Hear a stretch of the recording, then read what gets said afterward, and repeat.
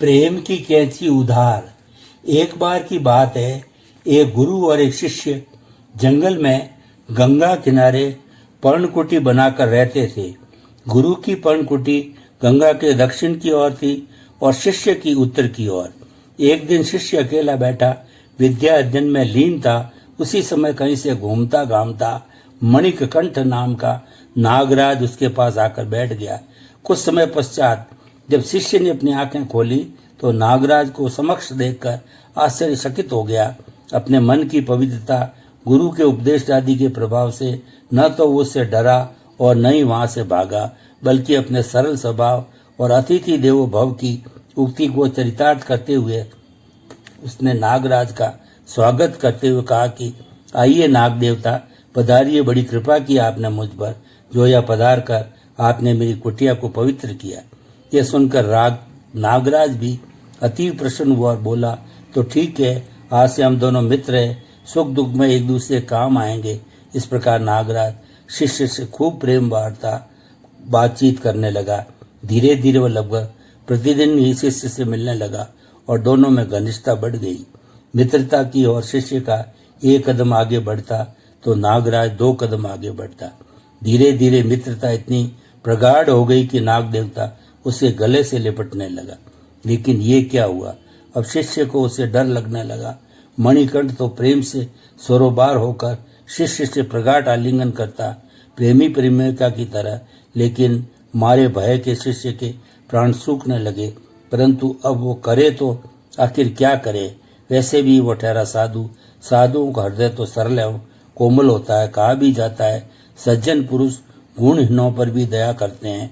जैसे चंद्रमा चंडाल के घर पर से अपनी चांदनी को नहीं सिकुड़ता।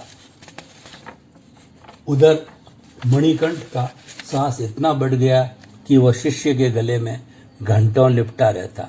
मारे भय के शिष्य की मनोदशा बड़ी चिंतनीय थी।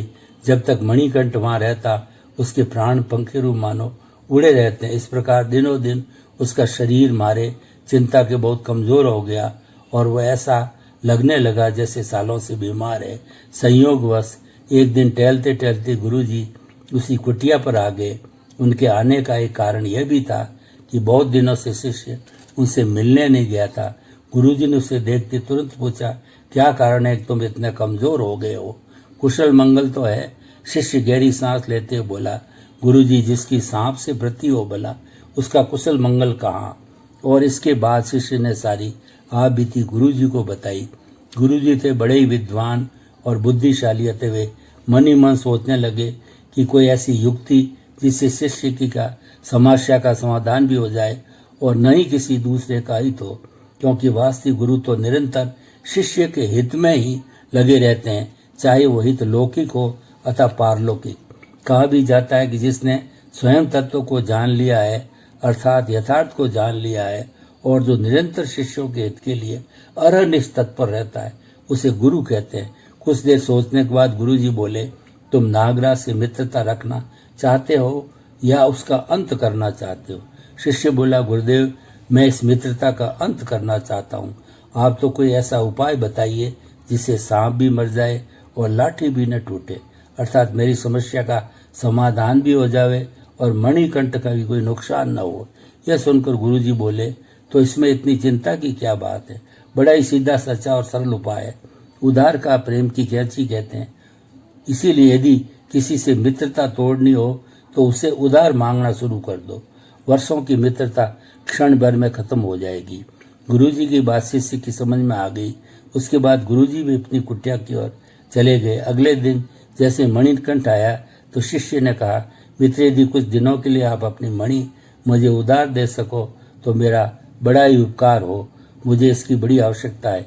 इतना सुनना था कि मणिकंठ बात को इधर उधर घुमाते हुए बोला, मित्र, आज मुझे एक विवाह समारोह में जाना है, अतः मैं बहुत जल्दी में हूँ।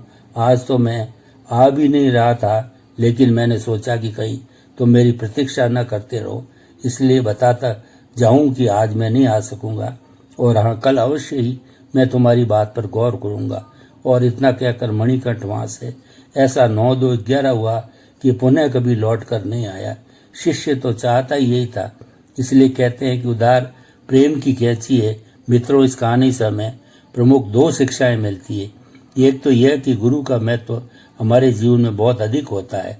कहा जाता है कि जीविका की कला सिखाने वाले गुरु तो आज पग पग पर कुछ दान दक्षिणा देकर और आसानी से सुलभ हो जाते हैं और हम उन्हें ही गुरु मान भी लेते हैं, लेकिन वास्तविक गुरु तो वही होता है जो हमें उक्त दोनों कलाओं में पारंगत करे। अतः हमें गुरु बड़ा ही सोच समझकर बनाना चाहिए।